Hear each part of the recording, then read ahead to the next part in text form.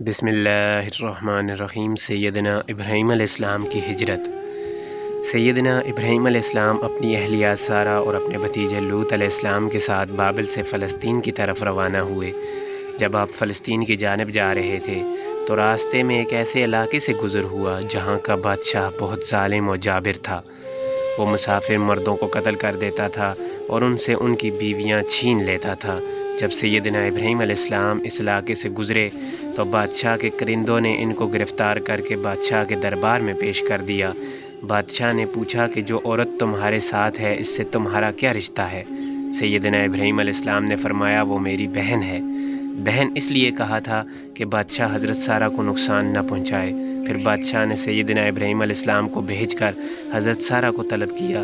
سیدنا ابراہیم علیہ السلام نے جا کر حضرت سارہ کو بھی ساری صورتحال سے آگاہ کیا اور کہا کہ تم بھی بادشاہ کے سامنے یہی کہنا، اور یہ جھوٹ بھی نہیں ہے کیونکہ تم دینی اعتبار سے میری دینی بہن ہو۔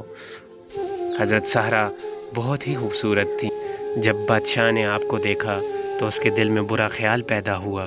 اس نے برے ارادے سے آپ کو چھونا چاہا۔ اللہ نے اس کو مفلوج کر دیا اور وہ ہل بھی نہیں سکا۔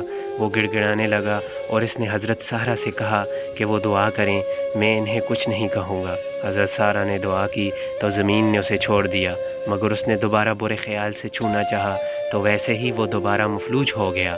اب تو وہ رونے لگا اور گڑ گڑاتے ہوئے کہنے لگا کہ اب میں تمہیں ہرگز ہرگز کچھ نہ کہوں گا، تم میرے لیے دعا کرو اور مجھے اس اذیت سے نجات دے دو۔ حضرت سارہ نے دعا کی تو وہ پھر پہلے جیسا ہو گیا۔ پھر بادشاہ نے اپنے خادم خاص کو طلب کیا اور کہا تم لوگ میرے پاس کسی انسان نہیں بلکہ کسی جن کو لے آئے ہو، لہٰذا ان کو جہاں سے لائے ہو وہیں چھوڑ آؤ، اور ایک عورت بطور خادمہ بھی ان کے ساتھ روانہ کر دی۔ بعض روایات میں ہے کہ وہ اس بادشاہ کی بیٹی تھی، لہٰذا بادشاہ کے خادم خاص حضرت سارہ سیدنا ابراہیم علیہ السلام اور بادشاہ کی بیٹی ہاجرہ کو وہیں چھوڑ آئے جہاں سے ان کو گرفتار کیا تھا۔ غرض یہ کہ یہ قافلہ خیریت کے ساتھ فلسطین پہنچ گیا۔